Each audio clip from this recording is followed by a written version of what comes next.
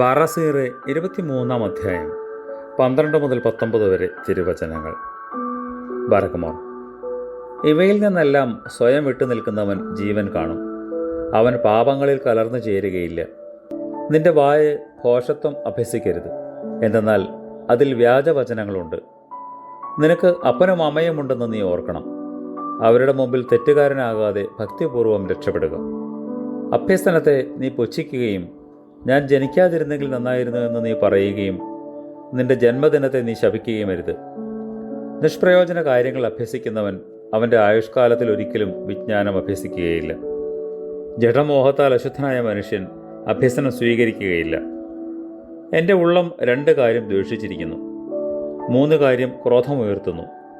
അഗ്നി അവനിൽ എരിഞ്ഞു കത്തുന്നതുവരെയും ജഡമോഹം കൊണ്ട് അശുദ്ധനായ മനുഷ്യൻ ആശ്വാസം കാണുകയില്ല.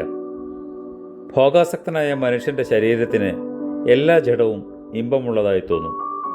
അവൻ നശിച്ചു പോകുന്നതുവരെയും അതിൽ നിന്ന് അവൻ പിന്മാറുകയില്ല.